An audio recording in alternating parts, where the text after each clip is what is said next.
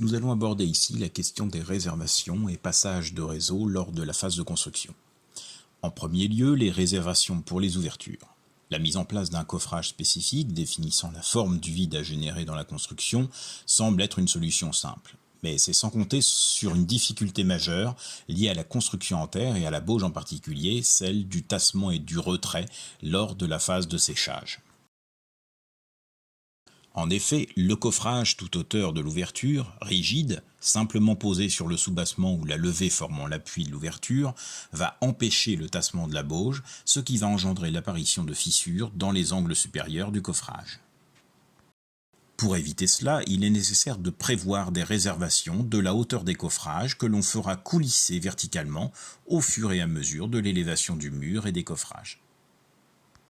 Une autre solution consistera à mettre en place la réservation de l'ouverture, à arrêter la mise en œuvre des mélanges coupe-bauge au niveau du futur linteau, enlever la réservation, puis caler le linteau avant de poursuivre l'élévation des murs coupe-bauge. Il est également important dans la phase de construction d'anticiper les futurs points de fixation. Il peut s'agir de pièces ou assemblages de bois qui serviront à fixer des panneaux d'isolant pour éviter les ponts thermiques au niveau des ouvertures. Il peut s'agir également de pièces qui serviront à fixer de simples habillages. Ou encore des pièces plus conséquentes et plus sollicitées qui serviront à fixer les cadres des portes et fenêtres. Dans tous ces cas, les formes de ces pièces seront étudiées pour résister principalement à l'arrachement. D'autres dispositions sont également à anticiper pour l'ancrage des pièces de charpente.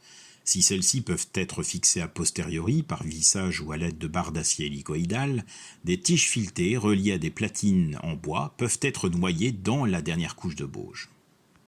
Une fois la levée sèche, les sablières en bois pourront être fixées sur les filetages ressortants. Enfin, il est également possible de disposer, lors de la mise en œuvre de la bauge, des gaines électriques qui permettront de dissimuler les réseaux et éviter d'avoir un réseau apparent ou de devoir creuser des saignées dans les murs finis. Ces gaines doivent être suffisamment souples pour accepter le retrait et le tassement de la terre au séchage.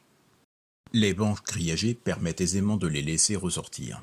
Il faudra simplement veiller à compacter la bauge avec précaution au-dessus de ces gaines pour éviter de les pincer, ce qui rendra délicat ou impossible de passer les fils électriques par la suite.